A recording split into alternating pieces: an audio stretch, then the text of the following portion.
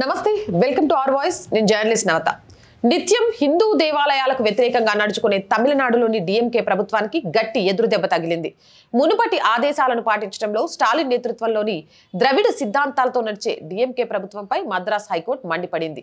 హిందువుల ఆలయాల నిధులను ఉపయోగించి కళ్యాణ మండపాలను నిర్మించడాన్ని అనుమతిస్తూ తమిళనాడు ప్రభుత్వం జారీ చేసిన 5 ప్రభుత్వ ఉత్తర్వుల్ని మద్రాస్ హైకోర్టు కొట్టేసింది.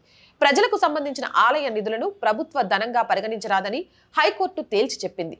న్యాయమూర్తులు ఎస్ఎం సుబ్రహ్మణ్యం, జి అరుల్ మురుగన్లతో పాటు కూడిన డివిజన్ బెంచ్ కొన్ని పిటిషన్లను విచారిస్తూ ఆలయ నిధులను ప్రభుత్వ నిధులుగా పరిగణించరాదని తీర్పు చెప్పింది. భక్తులు ఆలయానికి సమర్పించిన డబ్బు దేవుళ్లకే చెందుతుంది.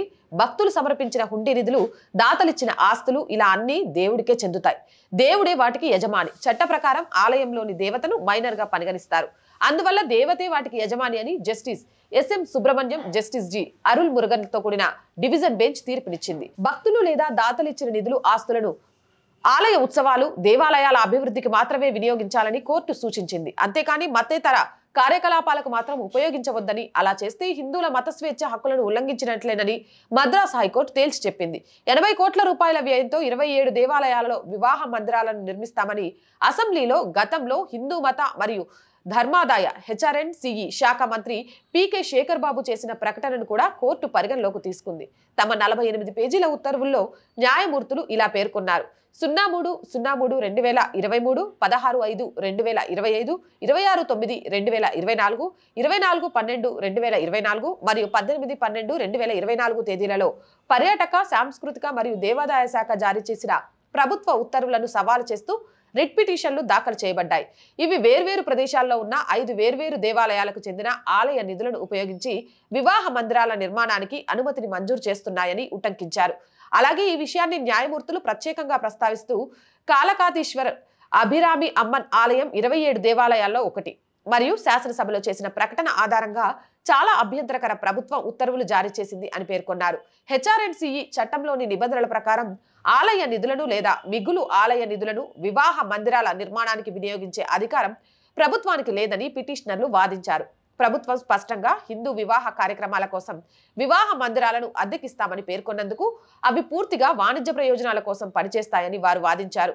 అందువల్ల ఈ ఉత్తర్వులు తమిళనాడు హెచ్ఆర్ఎండ్సిఈ చట్టంలోని సెక్షన్ 35, 36 మరియు 66లను ఉల్లంఘించాయి అని వాదించారు. ఏదేమైనా కానీ ఆలయాల డబ్బులను తీసుకొని కళ్యాణ మండపాలు కడతాం, ఊర్లను ఉద్ధరిస్తామంటే ఊరుకోనేది లేదు. గూబ గుయ్యమంటది. ఆలయాల సొమ్ము అమ్మవారికి, అక్కడున్న దేవుడికి మాత్రమే చెందుతుంది. వారి ఉత్సవాలకు, వారి నిత్య కైంకర్యాలకు, వారి పూజా విధానాలకు, అంతే తప్ప మీ ఇష్టం వచ్చినట్టు వాడుకుంటే బాగోదు, ఖబర్దార్ అని హైకోర్టు అయితే వార్నింగ్ ఇచ్చిందట. ఇలా ఆలయ భూములను, ఆలయ ఆస్తులను, అలాగే ఆలయ నిధులను కాపాడటంలో ప్రతి కోర్టులు సంచలన తీర్పులు ఇచ్చి అవి అన్యాక్రాంతం కాకుండా చూడాలని మనస్ఫూర్తిగా కోరుకుంటున్నాం. మీరేమంటారు? మీ అభిప్రాయం ఏంటి? కామెంట్ సెక్షన్లో పెట్టేయండి. మోర్ వీడియోస్ కోసం ఛానల్ని వెంటనే సబ్స్క్రైబ్ చేయండి. ఆర్ వాయిస్ పొలిటికల్ రెండు మన ఛానల్స్ అండి. So please subscribe our channels. మీరు చేసే సబ్స్క్రిప్షన్ ఈ ఛానల్కి కొండంత బలం. అలాగే కంటెంట్ బాగుంది అనిపిస్తే లైక్ చేయండి, షేర్ చేయండి. దాని ద్వారా మన వీడియోస్ అన్ని వైరల్గా మారుతాయి. కొంతకాలం ఆర్ వాయిస్ని ఆర్థికంగా ముందుకు నడిపించాల్సిన బాధ్యత మీదే. ఆర్థికంగా సపోర్ట్ చేయాలి అంటే సబ్స్క్రిప్షన్ పక్కనే జాయిన్ అనే బటన్ ఉంది. 1 to 5 లెవెల్స్ ఉన్న ఏదో ఒక లెవెల్లో సపోర్ట్ చేయండి. లేదా స్క్రీన్ మీద గూగుల్ పే, ఫోన్పేతో పాటు అకౌంట్ డీటెయిల్స్ ఉన్నాయి. మీకు తోచిన సహాయాన్ని అందించవచ్చు. వ్యాపార ప్రకటనల కోసం 8328500576 నెంబర్ని సంప్రదించండి. జై హింద్, జై భారత్.